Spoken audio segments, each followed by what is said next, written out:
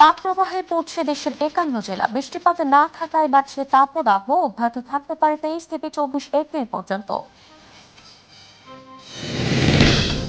নোয়াখালীর চৌমুহনী বাজারে ভয়াবহ অগ্নিকাণ্ড। ফায়ার সার্ভিসের ৭টি ইউনিটের ৫.৫ ঘন্টার চেষ্টায় নিয়ন্ত্রণে পুড়ে গেছে ২৫টি দোকান। এবং মাদারীপুরের কালকিনি পৌরসভা শহরে অনিয়ন্ত্রিত ইজি বাইক, সরু রাস্তায় বাস চলাচল ও সড়কে যাত্রী ওঠানামার কারণে সৃষ্টি হচ্ছে তীব্র যানজট।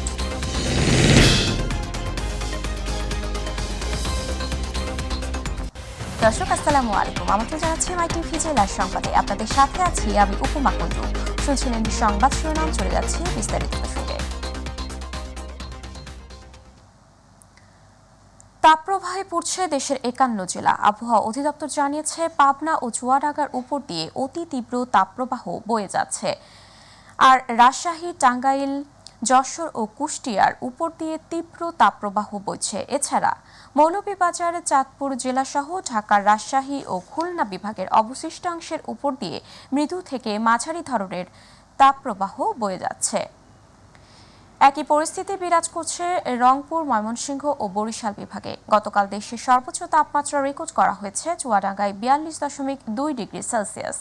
আবহাওয়া অফিস জানিয়েছে, বৃষ্টিপাত না থাকায় তাপপ্রবাহের এই প্রবণতা অব্যাহত রয়েছে, যা আগামী ২৩ থেকে ২৪ এপ্রিল পর্যন্ত অব্যাহত থাকতে পারে। এদিকে নতুন করে আবারও বুধবার পর্যন্ত হিট অ্যালার্ট জারি করেছে আবহাওয়া অধিদপ্তর।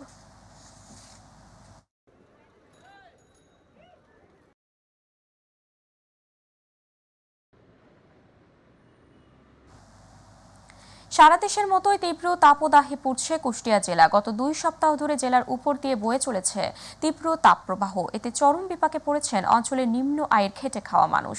এদিকে অস্বাভাবিক গরমে ডায়রিয়া সহ নানা রোগে আক্রান্ত হয়ে হাসপাতালগুলোতে ভিড় বাড়ছে শিশুসহ সব বয়সের মানুষের। প্রতিনিধি আব্দুর রাজ্জাক বাচ্চুর রিপোর্ট জানাচ্ছেন এস.এম. হামিম। দেশের বিভিন্ন অঞ্চলের মতো কুষ্টিয়ায় বেলা বাড়ার সঙ্গে সঙ্গে বাড়তে থাকে গরমের অসহনীয় তীব্রতা। এতে বিপর্যস্ত হয়ে পড়েছে জনজীবন। এই তাপদাহতে জনজীবন অতিষ্ঠ হয়ে উঠেছে, জীববৈচিত্র্য হুমকির মুখে পড়েছে। আসলে এত পরিমাণে গরম, এই গরমে আমরা একটা অতিষ্ঠ হয়ে পড়তেছি। ঘরের বাইরে বের হলেই পড়তে হচ্ছে প্রখর রোদে ও তাপে। ফলে চরম বিপাকে পড়েছেন নিম্ন আয়ের খেটে খাওয়া মানুষ। এই রিক্সা চালাতে অনেক কষ্ট, গরম, রোদ্রের জ্বালায় গাড়ি চালাতে পারছি না, খুব সমস্যা। আমাদের গরিব মানুষ না করিতে উপায় নাই। প্রচুর রোদ, আসলে এত রোদে বাইরে বেরোনো অনেক কষ্ট হয়ে গেছে আমাদের জন্য। তাপদাহের কারণে বাড়ছে রোগবালাই। জেলার ২৫০ শয্যা জেনারেল হাসপাতালে তৈরি হচ্ছে রোগীর বাড়তি চাপ। স্থান সংকুলন না হওয়ায় বেশিরভাগ রোগীরই ঠাঁই হয়েছে বারান্দায়। রাত্রিতে মানে বমি করা, তারপরে সকালে ২ বের করে পায়খানা করি, তারপরে ঘন ঘন পাতলা পায়খানা করে, বমি করে। ডায়রিয়া ওয়ার্ডে বাচ্চাদের যে এনভায়রনমেন্ট থাকার কথা, এখানে তার কানাকড়িও নাই, চারিদিকে দেখছেন দুর্গন্ধ। আর এই জায়গা তো অনেক গরম, ফ্যান টান নাই, এর জন্য বাচ্চা সারতেছে না। রাতে কমছে, আবার দিনে গরমের জন্য যা তাই হয়ে যাচ্ছে। লোকবল সংকটে চিকিৎসা সেবা দিতে চরম হিমশিম খেতে হচ্ছে নার্সদের। সিট আছে আমাদের 20টা, কিন্তু বাচ্চা ভর্তি আছে 220টা। সেই হিসেবে স্টাফও আমাদের কম, আমরা হিমশিম দেখে খেয়ে যাচ্ছি। গরম এড়িয়ে চলার পাশাপাশি রাস্তার খোলা খাবার থেকে বিরত থাকা, বেশি করে নিরাপদ পানি ও শরবত পান করার পরামর্শ চিকিৎসকদের। ঠান্ডা স্থানে থেকে যদি কাজ করা সম্ভব হয় তাহলে পরে কাজ করতে হবে, অথবা রোদ থেকে বাঁচার জন্য ছাতি বা কোনো কাপড় যদি ব্যবহার করা যায় তাহলে সেটি ব্যবহার করুন এবং প্রচুর পরিমাণে পানি পান করুন, তাহলে পরে নিজেকে সুস্থ রাখা সম্ভব হবে। আগামী ১ সপ্তাহ এমন আবহাওয়া অব্যাহত থাকবে বলে জানিয়েছে আবহাওয়া অধিদপ্তর। এস.এম. হামিম, মাই টিভি। বৃহত্তর নোয়াখালীর প্রধান বাণিজ্য কেন্দ্র চৌমুহনীতে ৩ ঘন্টার আগুনের তাণ্ডবে নিঃস্ব হয়েছেন চৌমুহনীর ৩০ ব্যবসায়ী।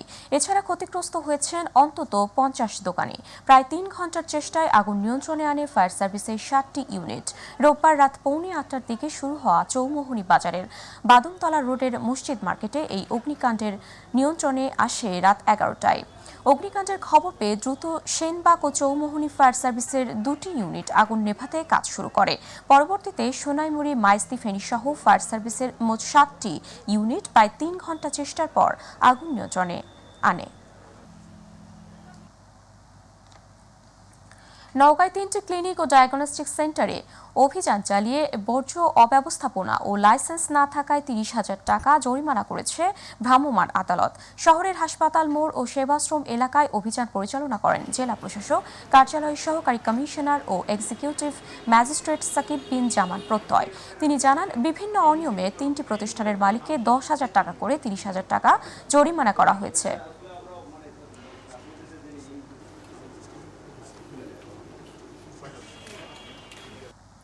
মাগুরায় মোহাম্মদপুর উপজেলায় ব্যাটারি চালিত ইজি বাইকের ধাক্কায় আহাত বিশ্বাস নামে এক শিশুর মৃত্যু হয়েছে।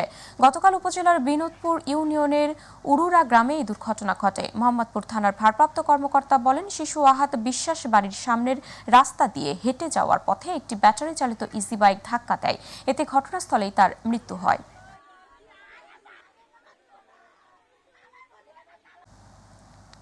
মৌলভীবাজারের জুড়িতে গোয়ালবাড়ি ইউনিয়নের দিলখুশা চা বাগান আকস্মিক বন্ধ ঘোষণা করে প্রতিষ্ঠানের ব্যবস্থাপক বাগান ছেড়ে চলে গেছেন। এদিকে বাগান বন্ধের ঘোষণায় 3 দিন থেকে শ্রমিকেরা ব্যবস্থাপকের কার্যালয়ের সামনে জড়ো হয়ে বিক্ষোভ করছে। বাগান বন্ধের 3 দিন অতিবাহিত হলেও এখনও বাগান চালু না হওয়ায় কর্মরত শ্রমিকরা মানবেতর জীবনযাপন করছে। অবিলম্বে বাগান খুলে দেওয়ার দাবি জানিয়েছে শ্রমিকরা। 3 দিন বন্ধ হওয়ায় স্যার আমাদের বাচ্চা এখনো পর্যন্ত উপাস, কেউ খান না। কার কারণে? এই যে বর্ষাক বড় বাবুর এর কারণে স্যার আমাদের বাগানটা বন্ধ আজকে 3 দিন গত হয়ে যেতেছে। বাগান বন্ধ স্যার, আমাদের বাচ্চা কাচ্চা নিয়ে আমরা অনেক কষ্ট পাইতে আছি স্যার। যাবৎ বাগান বন্ধ হওয়াতে আমাদের খুবই কষ্ট হইতেছে, খাওয়া দাওয়া চলাফেরা আর্থিক কষ্ট খুবই হইতেছে। রাস্তার দৈর্ঘ্য মাত্র 0.5 কিলোমিটার। এটুকু পথ পাড়ি দিতে সময় লাগার কথা 8 থেকে 10 মিনিট। অসহনীয় যানজটের কারণে এই 0.5 কিলোমিটার রাস্তা যেতে সময় লাগে 1.5 থেকে 2 ঘন্টা। মাদারীপুরের কালকিনি পৌরসভা শহরে অনিয়ন্ত্রিত ইজি বাইক পার্কিং, সরু রাস্তায় আঞ্চলিক পরিবহনের বাস চলাচল ও রাস্তায় যাত্রী ওঠানামার কারণে সৃষ্টি হচ্ছে তীব্র যানজট। প্রতিনিধি জিয়াউদ্দিন লিয়াকতের রিপোর্ট জানাচ্ছেন শামস তাবিজ উচ্ছ্বাস। দেখে বোঝার উপায় নেই এটি মাদারীপুরের কালকিনি উপজেলা শহরের যানজটের অবস্থা। চারপাশে ছোট বড় নানা যানবাহনে স্থবির পুরো এলাকা। পদ্মা সেতু চালু হওয়ার পর দক্ষিণাঞ্চলের মানুষের জীবনমান উন্নয়ন হলেও উন্নয়নের ছোঁয়া লাগেনি কালকিনির আঞ্চলিক সড়কে। ফলে উপজেলার 10টি ইউনিয়নের মানুষকে প্রতিদিন পোহাতে হচ্ছে চরম দুর্ভোগ। পরিবহনের কারণে যানজট, সার্বিক চন্দ্রা সেবা এগুলো ঢোকার কারণে যানজট। পুলিশ থানা থেকে পুলিশ তারপর জাম ছাড়ে, এর আগে কোনো জাম ছাড়ে, কে রেখে কোনো ছাড় নাই ভাই। সাধারণ জনগণের মনে করেন অনেক দুর্ভোগ হয়, বড় গাড়ির কারণে জামগুলো বেশি হয়। সড়ক ব্যবহারকারীরা বলছে, অনিয়ন্ত্রিত ইজি বাইক পার্কিং ও সরু রাস্তায় আঞ্চলিক পরিবহন প্রবেশে চলাচলে ভোগান্তি বাড়ছে কয়েক গুণ। যানজট থেকে মুক্তি পেতে প্রশাসনের কাছে দাবি জানিয়েছেন সাধারণ মানুষ। মানুষের যে এত কষ্ট এত দুর্ভোগ হয় যে একটা দেখা গেছে একটা অসুস্থ লোক সে 2 ঘন্টাও দাঁড়ায় থাকে।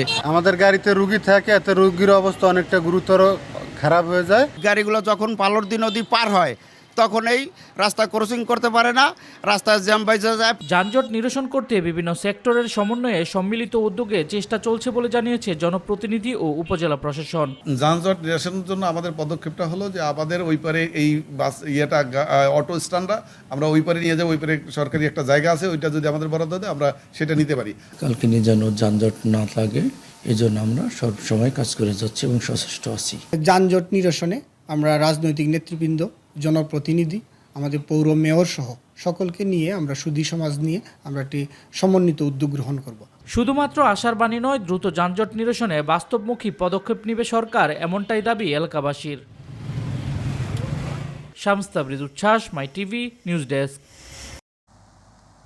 দর্শক, আবারও তাপপ্রবাহের খবর। দর্শক, এই মুহূর্তে আবহাওয়া অফিস থেকে যুক্ত হচ্ছেন সহকর্মী আবু সাইদ অপু। সারা দেশের তাপদাহ ও আবহাওয়া পরিস্থিতির কি খবর আছে আপনার কাছে, জানাবেন আমাদেরকে।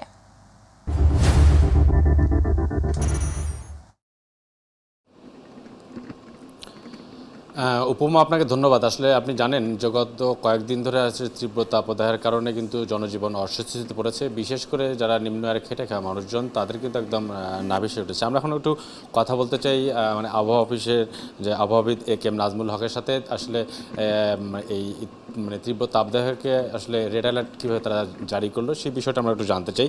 আসলে আপনার কাছে আমরা জানতে চাই যে এই আবহাওয়াকে আসলে কী এই মানে তীব্র তাপদাহকে রেড অ্যালার্ট আপনাদের আবহাওয়া দপ্তর কেন বলছেন?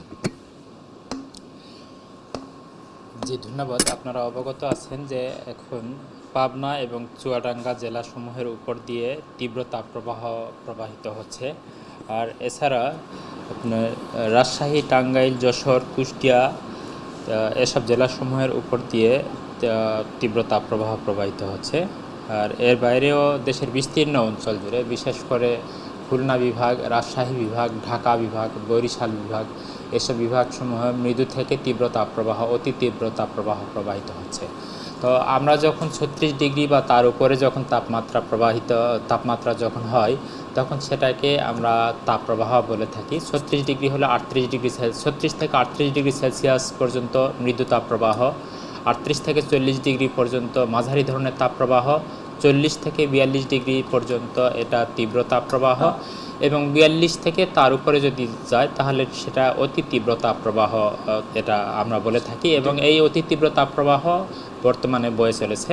সেই জন্য আমরা যে রেড তাপপ্রবাহের যে অ্যালার্ট আমরা ইস্যু করেছি, এটার ভিত্তিতে বাংলাদেশ সরকারের যে বিভিন্ন এজেন্সি আছে, যেমন স্বাস্থ্য অধিদপ্তর, শিক্ষা দপ্তর, তারপর কৃষি দপ্তর সহ বিভিন্ন যে সেক্টর আছে, এইসবের ভিত্তিতে তারা তাদের সিদ্ধান্তগুলো নিতে পারে এবং সেই অনুযায়ী দেশের জনগণের মাঝে তারা পরামর্শ প্রদান করে। জানতে চাই, মানে এই তাপ কমার কোনো সম্ভাবনা কি রয়েছে? আমরা যেটা আমাদের বিভিন্ন মডেল পূর্বাভাস দেখছি, তার ভিত্তিতে আমাদের কাছে মনে হয় যে আজকে গতকালকের তুলনায় কিছুটা তাপপ্রবাহ কমে যেতে পারে, কিন্তু তারপর আগামীকাল থেকে আবার তাপপ্রবাহের যে এলাকা, সেই তাপপ্রবাহের এলাকাটা আরও বেড়ে যেতে পারে। তবে একটা বিষয় হচ্ছে যে এবার যেরকম সর্বোচ্চ তাপমাত্রা রেকর্ড করা হয়েছে 42.6 ডিগ্রি সেলসিয়াস, এটি পরশুদিন চুয়াডাঙ্গাতে রেকর্ড করা হয়েছিল। তো হয়তোবা এর চেয়ে খুব একটা বেশি উল্লেখযোগ্য বেশি হওয়ার সম্ভাবনা নেই। মানে উপমা আসলে আপনি মানে শুনছিলেন, মানে আবহাওয়াবিদ একেএম নাজমুল হক আসলে উনি জানাচ্ছিলেন আবহাওয়ার সর্বশেষ আপডেট। তো এটাই ছিল উপমা, আমার কাছে আবহাওয়া থেকে সর্বশেষ খবর। উপমা। অপু, আপনাকে ধন্যবাদ। মানিকগঞ্জের ঘিওরে ফসলের মাঠে বৃষ্টির আশায় এলাকাবাসী বিশেষ মোনাজাত করেছেন। এরপর শিশু কিশোররা বাড়ি বাড়ি গিয়ে নেচে গিয়ে পানি ছিটিয়ে চাল ডালও সংগ্রহ করেন। পরে সেই চাল ডাল দিয়ে তৈরি শিরনি বিতরণ করা হয় গ্রামবাসীর মাঝে। বাঙালির অতি প্রাচীন এই সংস্কৃতির সরজমিন দেখা মিলছে উপজেলার বালিয়াখোড়া ইউনিয়নের বাষ্টিয়া পুরান গ্রামে। বাষ্টিয়া, গোবিন্দি ও পুরান গ্রামবাসী এই প্রার্থনার আয়োজন করে। দুপুরের তপ্ত রোদে শত বছরের বেশি সময়ের ঐতিহ্যবাহী কাদা মাখিয়ে বৃষ্টির জন্য প্রার্থনা করা হয়। নিচু এক ফসলের মাঠে পানি ছিটিয়ে কর্দমাক্ত করা হয়। এরপর গায়ের প্রবীণরা একসাথে বৃষ্টির জন্য ইস্তিসকার নামাজ ও বিশেষ মোনাজাত করেন।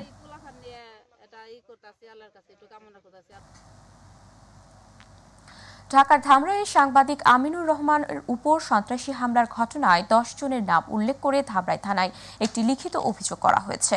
দ্রুত হামলাকারীদের চিহ্নিত করে মামলা নেওয়ার দাবি করেছেন সাংবাদিক নেতারা। এ বিষয়ে ধামরাই থানার অফিসার ইনচার্জ সিরাজুল ইসলাম শেখ বলেন, অভিযোগ আমলে নিয়ে তদন্ত চলছে, তদন্ত শেষে দ্রুত মামলা নেওয়া হবে। গত 10 এপ্রিল কাজ শেষ করে মোটরসাইকেল যোগে বাড়ি আসার পথে বালিয়া ইউনিয়নের রাস্তায় অভিযুক্তরা দেশীয় অস্ত্র দিয়ে তার উপর হামলা চালায়। মাদারীপুরে যাত্রীবাহী দুটি বাসের মুখোমুখি সংঘর্ষে আহত হয়েছেন 25 জন। ঢাকা বরিশাল মহাসড়কের রাজৈর উপজেলার আলমদস্তা এলাকায় এই দুর্ঘটনা ঘটে। মাদারীপুরের রাজৈর থানার ওসি জানান, দুটি যাত্রীবাহী বাসের মুখোমুখি সংঘর্ষে বেশ কয়েকজন আহত হয়েছে। দুই বাসের ভেতরে আটকা পড়ে চালকরা। ফায়ার সার্ভিসের সহযোগিতায় আহতদের উদ্ধারে হাসপাতালে ভর্তি করা হয়। মানিকগঞ্জের সিংগাইরে রাতের আধারে প্রায় 50 বিঘা জমির পেঁপে বাগান কেটে ফেলেছে দুর্বৃত্তরা। ক্ষতিগ্রস্ত পেঁপে চাষিরা জানান, বেশি টাকায় জমি লিজ নেওয়াকে কেন্দ্র করে রাতের আধারে দুর্বৃত্তরা এই ঘটনা ঘটিয়েছে। এই ঘটনায় সিংগাইর থানায় মামলা করেছেন ক্ষতিগ্রস্ত কৃষক। ষষ্ঠ উপজেলা পরিষদের দ্বিতীয় ধাপের নির্বাচনে মনোনয়ন দাখিলের শেষ দিনে চেয়ারম্যান, ভাইস চেয়ারম্যান ও মহিলা ভাইস চেয়ারম্যান পদে মনোনয়ন দাখিল করেছেন 32 জন প্রার্থী। চট্টগ্রাম জেলা প্রশাসক কার্যালয়ে নির্বাচনের রিটার্নিং কর্মকর্তা অতিরিক্ত জেলা প্রশাসকের কাছে প্রার্থীরা মনোনয়ন জমা দেন। এবারের নির্বাচনে চট্টগ্রামের 4 উপজেলার রাঙ্গুনিয়া, হাটহাজারী, ফটিকছড়ি ও রাউজান সহ 163 উপজেলা পরিষদে নির্বাচন অনুষ্ঠিত হবে। সিনিয়র জেলা নির্বাচন অফিসের উদ্যোগে 4 দিনব্যাপী এই প্রশিক্ষণ কর্মশালায় আসন্ন উপজেলা পরিষদ নির্বাচনের সম্ভাব্য প্রার্থীদের অনলাইনে নমিনেশন দাখিলে সহায়তাকারী ও সরকারি দপ্তরের কর্মকর্তা, নির্বাচন কমিশনের কর্মকর্তা ও কর্মচারীরা অংশগ্রহণ করেন। জেলা নির্বাচন অফিসের কনফারেন্স রুমে বাংলাদেশ নির্বাচন কমিশনের নির্বাচনী প্রক্রিয়া আইসিটির ব্যবহারে নির্বাচন কমিশন সচিবালয়ের সক্ষমতা বৃদ্ধি শীর্ষক প্রকল্পের আওতায় অনলাইন নমিনেশন সাবমিশন সফটওয়্যার ব্যবহারের উপর অংশীজনদের প্রশিক্ষণ প্রদান করা হয়। আসন্ন 6ষ্ঠ উপজেলা পরিষদ নির্বাচনের দ্বিতীয় ধাপে ভোলার দৌলত খান উপজেলা পরিষদ নির্বাচনের মনোনয়নপত্র দাখিল করেছেন চেয়ারম্যান পদে 5 জন, ভাইস চেয়ারম্যান পদে 4 জন এবং মহিলা ভাইস চেয়ারম্যান পদে 4 জনের মনোনয়নপত্র দাখিল করেছেন। চেয়ারম্যান পদে মনোনয়নপত্র দাখিল করেছেন বর্তমান উপজেলা পরিষদের চেয়ারম্যান মঞ্জুর আলম খান, উপজেলা আওয়ামী লীগের সাধারণ সম্পাদক আনোয়ার হোসেন জাহাঙ্গীর সহ আরও অনেকে।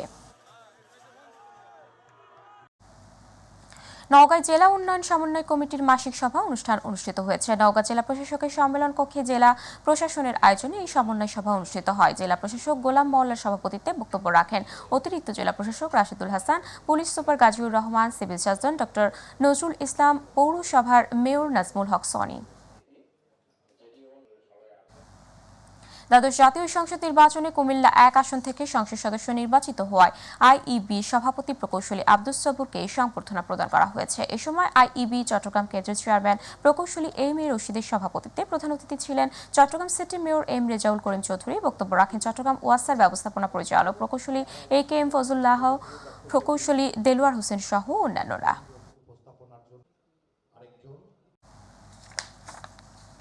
চট্টগ্রাম নগরীর 5 লাইশ এলাকায় একমাত্র ডিজিটাল এবং আধুনিক যন্ত্রপাতি সমৃদ্ধ এশিয়ান মেডিকেল সেন্টার নিজস্ব ভবনের সামনে ফিতা কেটে প্রতিষ্ঠানটির আনুষ্ঠানিক উদ্বোধন করেছেন পররাষ্ট্রমন্ত্রী ডক্টর হাসান মাহমুদ। প্রতিষ্ঠানটির চেয়ারম্যান সালাউদ্দিনের সভাপতিত্বে উদ্বোধনী অনুষ্ঠানে উপস্থিত ছিলেন ভাইস চেয়ারম্যান মোজাহের ইসলাম সহ সাংবাদিক ও আমন্ত্রিত অতিথিবৃন্দ।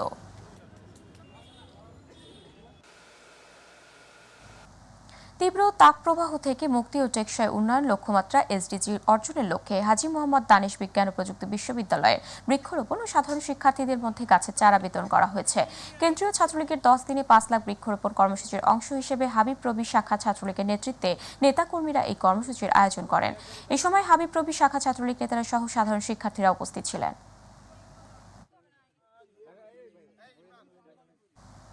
কেন্দ্রীয় কর্মসূচির অংশ হিসেবে নেত্রকোনায় 1000 বৃক্ষের চারা পথচারীদের মাঝে বিতরণ ও বিভিন্ন পতিত জায়গায় বৃক্ষরোপণ কর্মসূচি পালন করেন নেত্রকোনা জেলা ছাত্রলীগের যুগ্ম সাধারণ সম্পাদক কৌশিক রায়। দুপুরে শহরের তেরি বাজার মোড়ে বৃক্ষের চারা বিতরণ শেষে মালনী এলাকায় এসব বৃক্ষরোপণ করেন তারা। এ সময় ছাত্রলীগের জেলা ছাত্রলীগের বিভিন্ন ইউনিটের নেতৃবৃন্দ উপস্থিত ছিলেন। আগামী 10 দিন তারা বিভিন্ন বৃক্ষের চারা বিতরণ ও বৃক্ষরোপণ কর্মসূচি পালন করবে বলে জানান জেলা ছাত্রলীগের যুগ্ম সাধারণ সম্পাদক কৌশিক রায়। বাগেরহাটের মোড়লগঞ্জে শুরু হয়েছে ঐতিহ্যবাহী গোপাল চাঁদের 102তম বারুণী স্নান ও ধর্মীয় মতুয়া মেলা। মদন ত্রয়োদশী তিথি অনুযায়ী ভক্তরা ইহজাগতিক পাপ মোচন ও পারমার্থিক কল্যাণ লাভের জন্য স্নানে অংশ নেয়। আয়োজকরা জানিয়েছেন এই গরমের মধ্যেও এবারের মেলায় এখন পর্যন্ত কমপক্ষে 2 লাখ ভক্ত, পুণ্যার্থী ও দর্শনার্থীদের সমাগত হয়েছে, যা এখন গোপাল সাধুর মেলা নামেও পরিচিত। সেই ধারাবাহিকতায় শ্রী শ্রী হরিচাঁদ ঠাকুরের 213তম শুভ জয়ন্তী উপলক্ষে শ্রী শ্রী গুরুদাস ঠাকুরের নির্দেশে এবারের বারুণী স্নান ও ধর্মীয় মতুয়া মেলার আয়োজন করা হয়।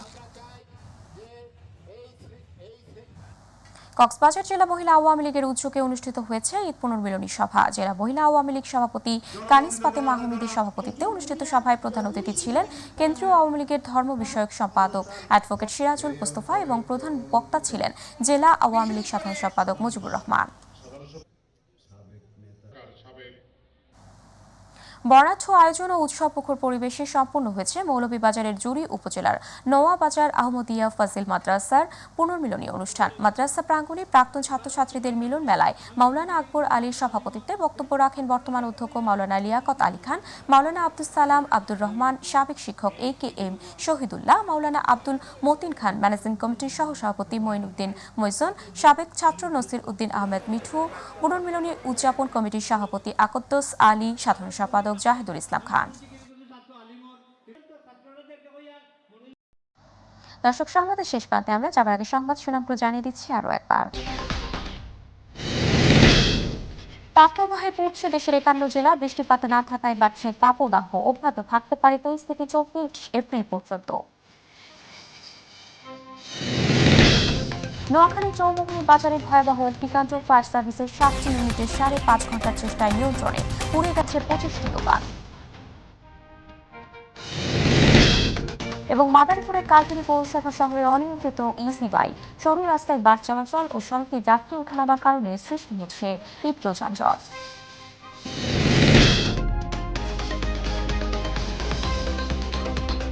দর্শক ধন্যবাদ। এছাড়া মাইক্রোফোন সংবাদ পেতে ভিজিট করুন আমাদের অনুষ্ঠান দেখতে ভিজিট করুন YouTube/মাইক্রো বাংলা, Facebook/মাইক্রো বাংলা। আমাদের পরবর্তী সংবাদ দেখা আমন্ত্রণ জানিয়ে বিদায় নিচ্ছি আমি আল্লাহ হাফেজ।